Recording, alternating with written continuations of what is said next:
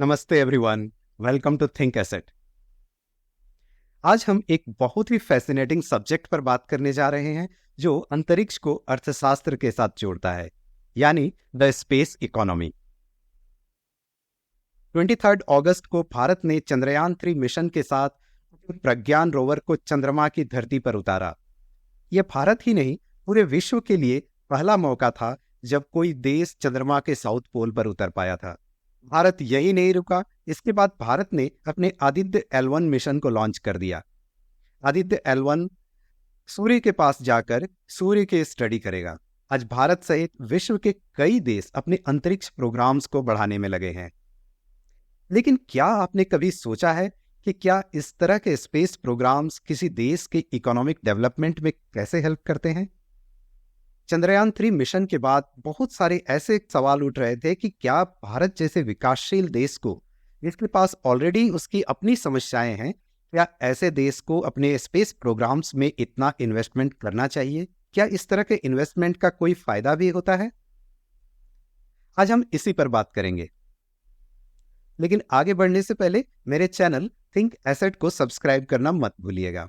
तो what exactly is space economy? Space economy आखिर होता क्या है? स्पेस इकोनॉमी स्पेस एक्सप्लोरेशन के साथ साथ उससे जो डेटा प्राप्त होता है, उससे जो इंफॉर्मेशन हमें मिलती है, उस इंफॉर्मेशन को दूसरे सर्विसेज में यूज करना, दूसरे प्रोडक्ट्स में यूज करना, कमर्शियलाइजेशन ऑफ स्पेस टेक्नोलॉजीज, इन सब से जुड़ा होता है एक स्पेस प्रोग्राम्स। जी हाँ, आप सही सोच रहे हैं।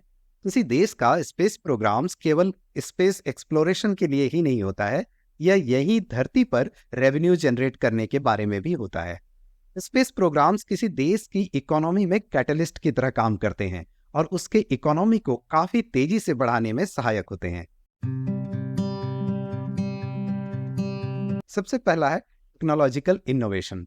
ये तो आप सभी जानते हैं कि इस तरह के स्पेस प्रोग्राम्स में काफी एडवांस टेक्नोलॉजी का यूज होता है, एडवांस रिसर्च का यूज होता है।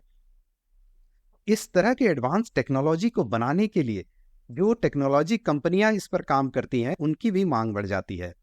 यानी इस तरह के एडवांस टेक्नोलॉजी से जुड़े इंडस्ट्रीज को काफी बढ़ावा मिलता है। मैं आगे कुछ टेक्नोलॉजी कंपनियों के बारे में बताने जा रहा हूं जो चंद्रयान-3 मिशन में काफी हेल्पफुल रहे और उन्होंने बहुत सारे टेक्नोलॉजीज की सप्लाई की इसरो को। सबसे पहला है गोदरेज एरोस्पेस। गोदरेज एरोस्पेस एक इंडियन मल्टीनेशनल कंपनी है जो एरोस्पेस टेक्नोलॉजी में काम करती है। गोदरेज एरोस्पेस ने चंद्रयान-3 मिशन के लिए उनके की इंजन्स और थ्रस्टर्स को डेवलप किया था। लार्सन एंड टुब्रो LNT, यह भी एक इंडियन मल्टीनेशनल कंपनी है जो मैन्युफैक्चरिंग और कंस्ट्रक्शन में काम करती है। इन्होंने चंद्रयान-3 मिशन के लिए लॉन्च व्हीकल बनाया था। भारत हेवी इलेक्ट्रिकल्स लिमिटेड यानी BHEL, यह भी एक स्टेट ओन्ड कंपनी है। BHEL ने टाइटेनियम टैंक्स और बैटरीज की सप्लाई की थी। मिश्र धातु निगम लिमिटेड यानी मिधान भी एक स्टेट ओन्ड कंपनी है। मिधान ने advance alloys, advance metals, steels, इन सब को बनाने में इसरो की हेल्प की। टाटा एडवांस सिस्टम भी एक इंडियन मल्टीनेशनल कंपनी है जो एरोस्पेस और डिफेंस सेक्टर में काम करती है। टाटा एडवांस सिस्टम ने भी चंद्रयान-3 मिशन के लिए लैंडर को बनाने और कुछ क्रिटिकल टेक्नोलॉजी पार्ट्स बनाने में हेल्प किया था। सेंटम इलेक्ट्रॉनिक्स, यह भी एक इंडियन मल्टीनेशनल कंपनी है। सेंटम इलेक्ट्रॉनिक्स ने चंद्रयान-3 मिशन का एवियोनिक्स सिस्टम डेवलप किया। Paras defence and aerospace and defence technology, Paras भी एक एरोस्पेस और डिफेंस पर काम करने वाली टेक्नोलॉजी कंपनी है। पारस टेक्नोलॉजी ने चंद्रयान-3 मिशन के नेविगेशन सिस्टम को डेवलप किया। के अलावा भी IIT मद्रास, IIST, PRL जैसे कई इंस्टीट्यूट्स ने भी कई सारे एडवांस टेक्नोलॉजी रिसर्च करने में और एडवांस कैमराज को डेवलप करने में हेल्प किया। जाहिर है कि इस तरह के जब एडवांस टेक्नोलॉजी की मांग बढ़ती है तो इन एडवांस टेक्नोलॉजी में काम करने वाले जो स्पेसिफिक स्किल सेट चाहिए, उन स्पेसिफिक स्किल सेट से जुड़े लोगों की डिमांड भी बढ़ जाती है, जिससे ओवरऑल एम्प्लॉयमेंट रेट में काफी सुधार होता है। IIM बैंगलोर की एक स्टडी के अनुसार चंद्रयान-3 मिशन के बाद भारत में स्पेस सेक्टर में लगभग 10,000 नए जॉब क्रिएट होने की पॉसिबिलिटीज है। दूसरा है, इस तरह के स्पेस प्रोग्राम से काफी ज्यादा इंडस्ट्रियल ग्रोथ भी होता है। इस तरह के टेक्नोलॉजी का यूज सिर्फ स्पेस सेक्टर में ही नहीं होता बल्कि दूसरे सेक्टर्स में, जैसे एग्रीकल्चर्स में, नेविगेशन सिस्टम डेवलप करने में, कम्युनिकेशन सिस्टम डेवलप करने में इस तरह के टेक्नोलॉजीज का यूज होता है। इस तरह के टेक्नोलॉजीज और सर्विसेज का यूज दूसरे बहुत सारे कंपनी भी करते हैं, जिससे बहुत सारे और टेक्नोलॉजी कंपनियों को बढ़ावा मिलता है और ओवरऑल इंडस्ट्रियल ग्रोथ होता है।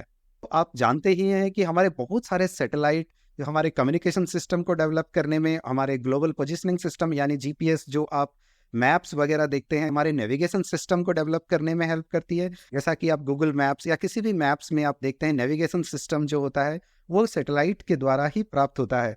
तो इस तरह के सैटेलाइट सर्विसेज का यूज भी बहुत सारे दूसरे कंपनियों में होता है। इस तरह के सैटेलाइट से प्राप्त इंफॉर्मेशन का उपयोग आज हमारे एग्रीकल्चर सेक्टर में, हमारे वेदर को प्रेडिक्ट करने में और भी बहुत सारे नेचुरल डिजास्टर को प्रेडिक्ट करने में काफ़ी हेल्प करते हैं। तो आप देख रहे हैं कि इस तरह के टेक्नोलॉजीज और इस तरह के सर्विसेज का यूज ओवरऑल हमारे बहुत सारे सेक्टर्स में होता है।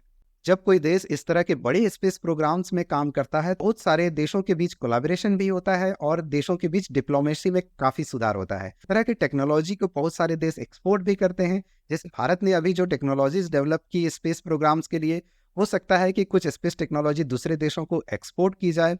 इस तरह से टेक्नोलॉजी की शेयरिंग होती है और एक्सपोर्ट भी बढ़ता है और इस तरह से ओवरऑल एक इंटरनेशनल कोलैबोरेशन और डिप्लोमेसी की शुरुआत होती है। यह भी सच है कि जिन देशों में इस तरह के रॉबस्ट स्पेस प्रोग्राम चलते हैं, उन देशों में फॉरेन इन्वेस्टमेंट की संभावना भी काफ़ी बढ़ जाती है।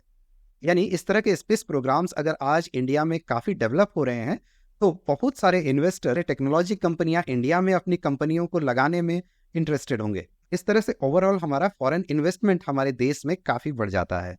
और मुझे लगता है कि इस तरह के स्पेस प्रोग्राम्स का सबसे बड़ा फायदा होता है हमारी आने वाली जनरेशन को। चंद्रयान लॉन्च हुआ, कुछ सालों पहले मंगलयान लॉन्च हुआ था, मेरे को नेपट्यूनल 9 भी लॉन्च करना है मैम, जो इसरो को नेपट्यून और आउट ऑफ द गैलेक्सी भी ले जाए। जो इस तरह के स्पेस प्रोग्राम्स को देखकर काफ़ी इंस्पायर होते हैं और इस तरह के टेक्नोलॉजी, साइंस और रिसर्च में काम करने के लिए इंस्पायर होते हैं।